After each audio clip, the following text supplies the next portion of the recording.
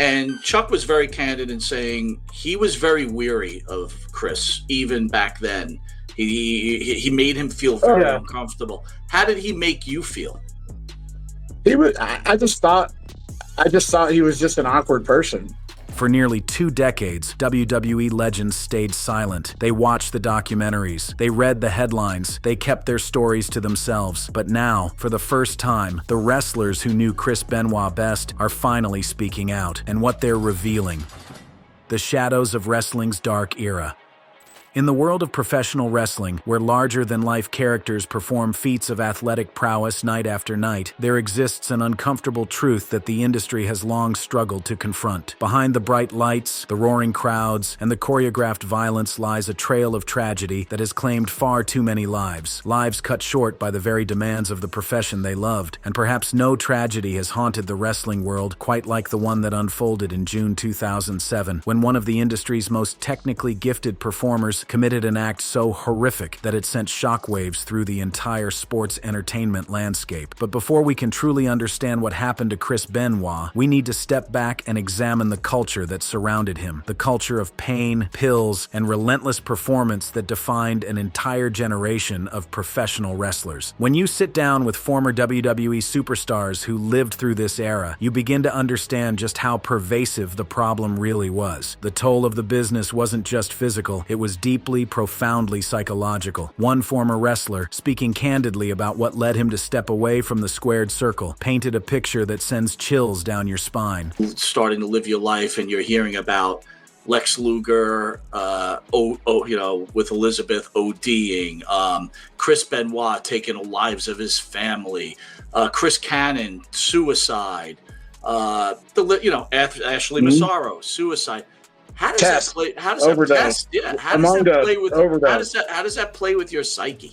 Those words carry a weight that transcends the wrestling ring. Here was a man in his late 40s looking at the wreckage of careers that had come before him and making a conscious decision to walk away before he became another statistic. The names he rattled off, Elizabeth, Benoit, Chris Cannon, Ashley Massaro, represent just a fraction of the lives lost during wrestling's most turbulent era, and each one served as a grim reminder of what awaited those who stayed in the business too long without addressing the underlying issues. The 2008 film The Wrestler, starring Mickey Rourke, became something of a cultural touchstone for many in the industry. The movie depicted an aging professional wrestler, Randy the Ram Robinson, struggling to maintain his identity and livelihood as his body and career fell apart around him. For those who had lived the film hit uncomfortably close to home. I thought it was a great movie, but it also really was the one scene that you hated? Was the one scene that you hated was the guy standing taking a picture with Mickey Rourke, the fan, when Mickey Rourke is signing?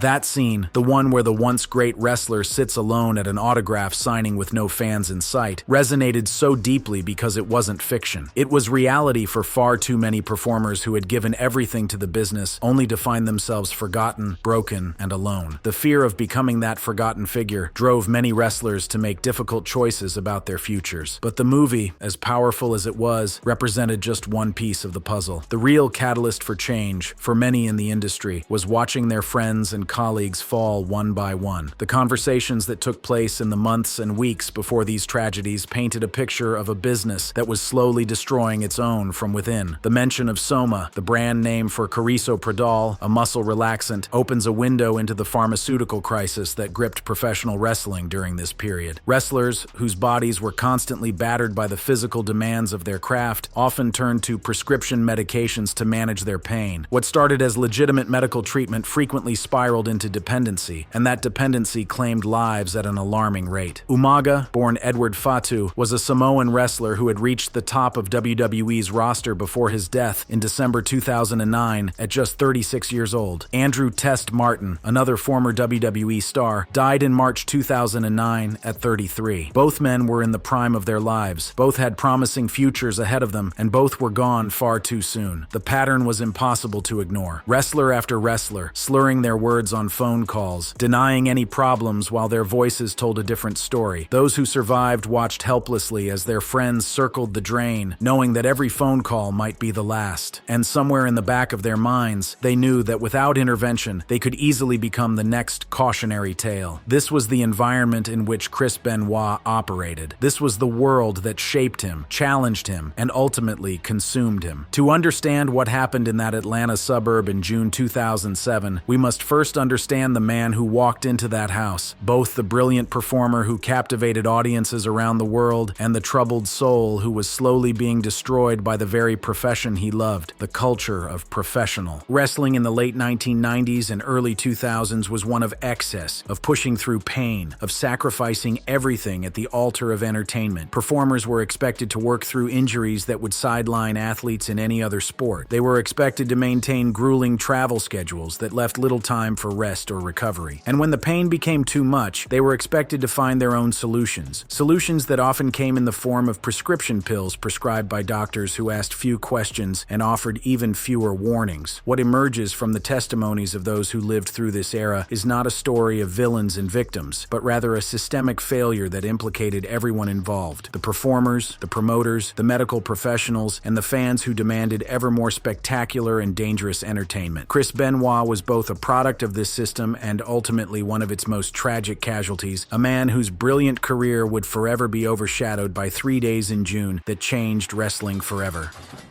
The Crippler, Brilliance and Darkness.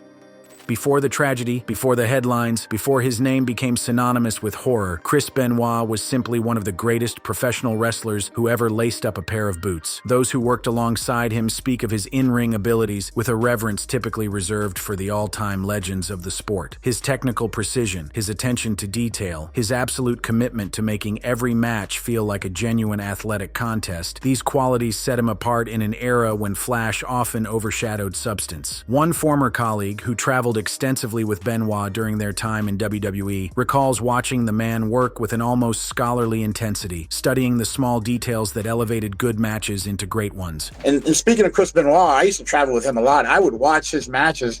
I would watch like the little things that he would do, like when he would shoot someone off. He wouldn't just shoot them off. He would drop and put his weight. Like he would drop, put his weight and shoot him off. This description paints a portrait of a craftsman, someone who approached professional wrestling not merely as entertainment, but as an art form worthy of meticulous study and dedication. While others might rely on catchphrases or personality to connect with audiences, Benoit let his work speak for itself. Every movement in the ring was purposeful, every sequence designed to tell a story of genuine combat. His matches weren't performances, they were battles. The level of respect Benoit commanded from his peers cannot be overstated. In an industry often characterized by jealousy and politics, the man known as the Rabid Wolverine earned admiration through sheer excellence. His resume was impeccable. Championships in ECW, WCW, and WWE, critically acclaimed matches against the best wrestlers in the world, a work ethic that pushed him to compete at the highest level night after night, year after year. But excellence came at a price. The style that made Benoit so revered, the stiff strikes, the diving headbutts from the top rope, the countless chair shots and bumps that accumulated over a career spanning 2 decades, was slowly destroying his brain. Not necessarily that I could do any of the things that he would do, but I tried to soak in whatever he could. And then when I found out what happened, it was crazy to me, because I used to do squats and stuff in the locker room with his son. His son would come back there and we were just doing air squats together. This revelation exposes a hidden network of pharmaceutical access that many in the wrestling industry relied upon during this era. A doc in the box, slang for a doctor willing to prescribe controlled substances with minimal oversight, became a lifeline for performers whose bodies were breaking down under the physical demands of their profession. Hundreds of pills, Percocets, Vicodin, Somas, dispensed freely to anyone who walked through the door. The substances that helped wrestlers manage their pain were the same substances that were slowly destroying them. The investigation by the district attorney following the deaths of Eddie Guerrero and Chris Benoit pulled back the curtain on these practices. The fact that law enforcement felt compelled to visit former wrestlers at their homes and question them about their relationships with prescribing physicians speaks to the severity of the situation. This wasn't just a wrestling problem, it had become a legal matter of significant concern.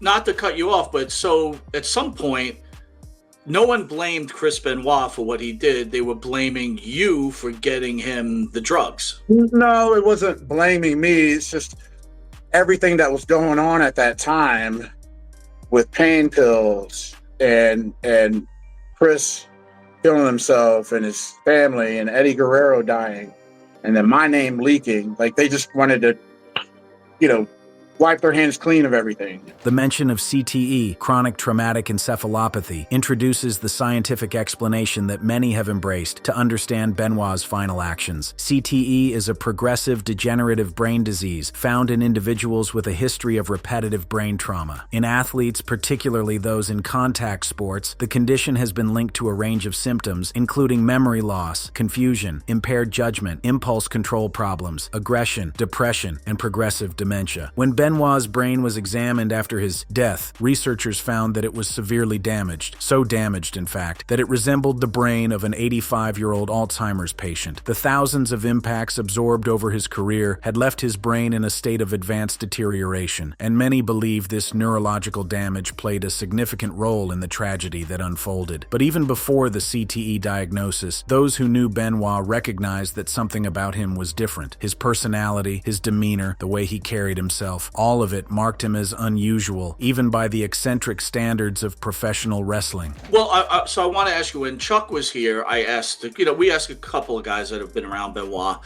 and Chuck was very candid in saying he was very weary of Chris, even back then. He made him feel very uncomfortable. How did he make you feel? The contrast drawn between Chris Benoit and Eddie Guerrero, two men often linked together in wrestling history, is particularly poignant. While Guerrero radiated positivity and warmth, Benoit was awkward, intense, and increasingly dependent on medication just to sleep at night, showing up at colleagues' hotel rooms at 1 a.m, begging for Xanax, consuming the anti-anxiety medication like candy. These were signs of a man struggling with demons that nobody fully understood at the time. Legacy, conspiracy, and the question that haunts wrestling. The path from addiction to tragedy rarely travels in a straight line. For those who witnessed Chris Benoit's decline firsthand, the warning signs were there, subtle at first, then impossible to ignore. The pills, the sleepless nights, the awkward behavior that made colleagues uncomfortable, all of it pointed toward a man in crisis. But in an industry where everyone was dealing with their own pain and their own demons, these warning signs often went unaddressed until it was far too late. One former colleague, reflecting on his own journey through addiction, described the harrowing experience of breaking free from the pharmaceutical grip that claimed so many of his peers, 20 pills a day. The number hangs in the air like an indictment of an entire system that allowed such dependency to flourish. The cold turkey withdrawal, 2 weeks of physical and psychological torture, represents the brutal reality of breaking free from opiate addiction, and the lingering fear that even legitimate pain medication could trigger a relapse speaks to the permanent scars that addiction leaves on its survivors. This context is essential for understanding the world in which Chris Benoit existed. He wasn't an outlier struggling with substances while everyone around him lived clean, healthy lives. He was part of a culture where pharmaceutical dependency was so normalized that taking 20 pills a day barely raised an eyebrow. When everyone is sick, sickness becomes invisible. Following the tragedy, the wrestling world was forced to confront uncomfortable questions about legacy and memory. How do you reconcile the artistic brilliance of a performer with the horrific nature of his final acts? WWE made their decision clear. Chris Benoit would be erased from the company's history as completely as possible. His matches rarely, if ever, aired, his name rarely spoken in official WWE programming. A Picasso in the ring. The comparison to one of history's greatest artists underscores just how talented Benoit truly was, and just how much the wrestling world lost when his legacy was tainted beyond repair. The philosophical question of separating art from artist has no easy answer, and reasonable people continue to disagree about whether Benoit's Benoit's body of work should be completely forgotten or somehow acknowledged while keeping appropriate distance from the tragedy. For this particular former colleague, the answer is clear. Benoit was sick, his brain damaged by years of accumulated trauma, and that sickness, rather than some inherent evil, drove his final actions. Under this interpretation, Benoit himself was a victim, even as he perpetrated unspeakable violence against his own family. The question of personal ability to engage with Benoit's work reveals varying degrees of comfort among those who knew him. For some, the brilliance of the performance transcends the horror of the performer's final days. They can watch the matches, appreciate the artistry, and somehow compartmentalize the knowledge of what came later. For others, such separation proves impossible. The tragedy casts too long a shadow, and every headbutt from the top rope becomes a reminder of the brain damage accumulating with each impact. No discussion of the Benoit tragedy would be complete without addressing the conspiracy theories that emerged in its wake. In the absence of satisfying explanations for how a man could commit such atrocities, alternative narratives inevitably took hold among those unwilling to accept the official account. Sorry, what would you say to the conspiracy theorists out there who swear up and down that Chris didn't do this, that use CTE as a trampoline / excuse for what happened that night and come up with conspiracy theories? What's your thoughts on that? Well, look, if I could add on to that, Jimmy, there's also conspiracy theories that Vince McMahon had him murdered, and even as ridiculous as Kevin Sullivan had him murdered. Yes. Yeah, I've heard all that. The conspiracy theories ranged from the merely implausible to the genuinely absurd. Some suggested that WWE owner Vince McMahon had orchestrated the murders, a theory with no evidentiary basis whatsoever. Perhaps the most bizarre theory involved Kevin Sullivan, Benoit's former rival in WCW, and the ex-husband of Nancy Benoit, who had left Sullivan for Benoit years earlier. The suggestion that Sullivan somehow committed or arranged the murders strained credulity to its breaking point. For those closest to the situation, however, the explanation was tragically simple. A damaged brain combined with devastating personal circumstances to produce an outcome that nobody could have predicted, but perhaps everyone should have feared. This account, offered by someone who knew Benoit personally and worked alongside him for years, provides a theory for the sequence of events that unfolded over that terrible weekend. The CTE, the alleged infidelity, the impulsive violence, the realization of what he had done, the twisted logic of a deteriorating brain that convinced him death was preferable to having his son raised by others. It all paints a picture of tragedy built upon tragedy, a cascade of failures both personal and systemic that culminated in 3 deaths. Daniel Benoit, just 7 years old when he died, reportedly had Fragile X syndrome, a genetic condition that causes developmental delays and intellectual disability. In his father's deteriorating mental state, the idea of leaving his son to be raised by others apparently became unthinkable. It is a rationalization that defies understanding by healthy minds. But rationality had long since departed Chris Benoit's damaged brain. In the end, the death that hit hardest for many in the wrestling community wasn't necessarily Benoit's, whose actions had forever complicated how his colleagues could remember him. Instead, when asked which loss hurt the most, other names emerged. What death hurt you the most? Shit. So I was close with Umaga. We went to wrestling camp together. Love that dude. We were in Japan, wrestled him 1,000 times. He was good. He was good to me. Eddie Guerrero was Andrew Test. I would say probably Eddie Fatu, Umaga, because we were just so close. Probably really was the hardest out of all of them. Eddie Guerrero and Umaga, 2 men who died of natural causes, if drug-related cardiac issues can truly be called natural. Unlike Benoit, their legacies remain uncomplicated by violence against others. They can be mourned without reservation, celebrated without asterisks, and for those who lost multiple friends during wrestling's dark era, this distinction matters. The wrestling industry has changed significantly since those dark days. WWE implemented a wellness policy designed to catch substance abuse before it spiraled out of control. Concussion protocols have improved. The culture, while far from perfect, has at least begun to acknowledge the long-term health consequences of the profession, but the ghosts of that era remain, and Chris Benoit, the brilliant technician, the troubled soul, the man whose damaged brain led him to commit unforgivable acts, will forever haunt professional wrestling, a reminder of what happens when an industry fails to protect its own. The survivors escaping wrestling's graveyard. While the world fixated on Chris Benoit, on the horror of what happened in that Atlanta suburb, on the debates about CTE and legacy and whether a monster could also be an artist, there was another story unfolding in the shadows. It was the story of the ones who made it out, the wrestlers who stared into the same abyss that swallowed their colleagues and somehow, against all odds, stepped back from the edge. Their survival wasn't luck, it was a choice, a brutal, painful, deliberate choice made in the face of overwhelming temptation to keep chasing the high, keep numbing the pain, keep pretending that everything was fine, even as their bodies broke down and their friends dropped dead around them. Understanding how some wrestlers escaped the fate that claimed so many of their peers is just as important as understanding what happened to those who didn't. For many in the industry, the wake-up call came not from a funeral, but from a movie theater. When Darren Aronofsky's The Wrestler hit screens in 2008, starring Mickey Rourke as a washed-up professional wrestler desperately clinging to his former glory, something shifted in the collective consciousness of the wrestling world.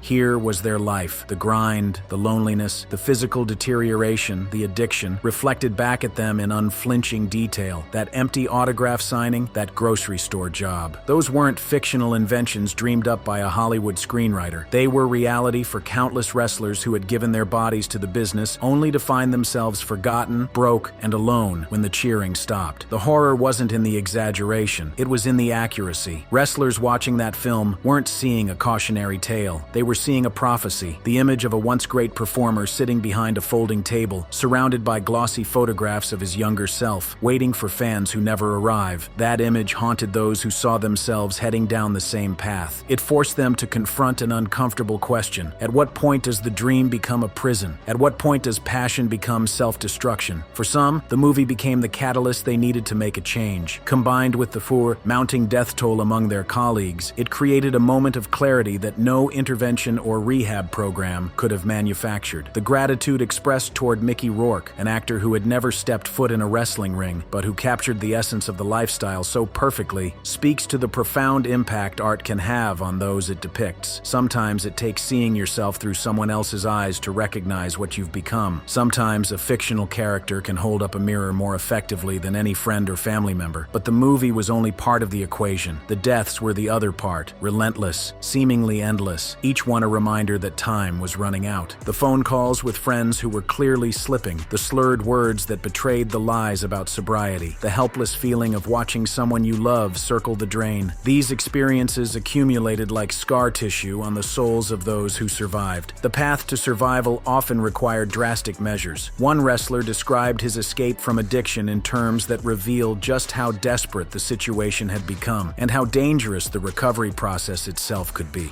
So, I mean, I've seen the downward spiral of pills, and I just quit cold turkey. Like, I just stopped. Like, probably when I was 28, I just stopped taking. I was taking 20 pills a day, and I just stopped taking it. And you're not supposed to do that. You're supposed to wean yourself off.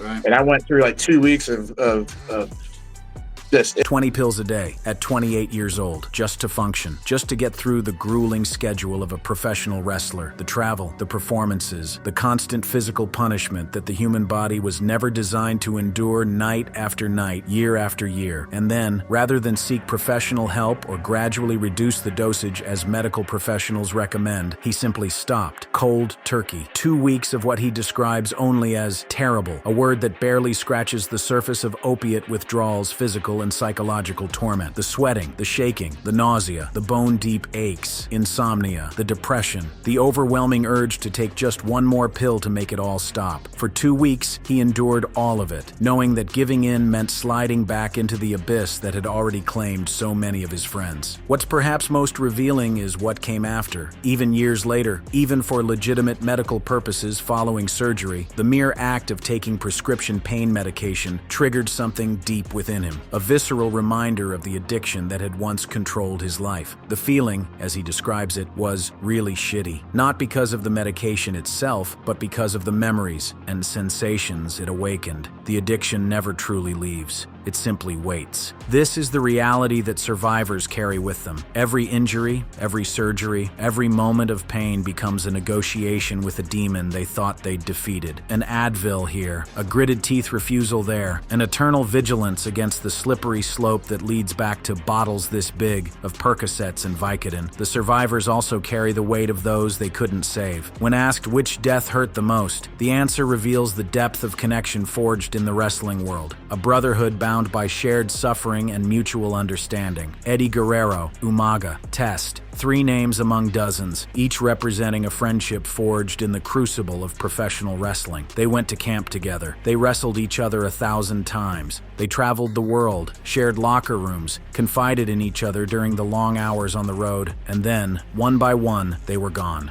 The specificity of the grief is striking. Not Benoit, whose actions had forever complicated how his colleagues could mourn him, but Eddie and Umaga, men whose deaths, however tragic, remained uncomplicated by violence against others. They could be remembered purely, mourned completely, celebrated without the asterisk that now permanently marks Benoit's legacy. For the survivors, every day is a victory. Every year they remain clean, every moment they spend with family instead of on the road, every time they choose health over the siren call of one more match or one more pill. These are the triumphs that don't make headlines, but matter more than any championship reign ever could. The wrestling industry today, while far from perfect, bears little resemblance to the pharmaceutical Wild West of the early 2000s. WWE's wellness policy, whatever its flaws, represents an acknowledgement that the old ways were killing people. Concussion protocols have improved. The culture has shifted, however slowly, toward prioritizing long-term health over short-term spectacle. And in their willingness to finally speak, to break the silence that has shrouded wrestling's darkest era for nearly 2 decades, they offer something invaluable. The truth. Not the sanitized version presented in documentaries or corporate retrospectives, but the raw, unfiltered reality of what it was like to live through that time, to watch your friends die, to fight your own demons, and somehow, against all odds, to survive. Thanks for watching. Check out other cards on the screen.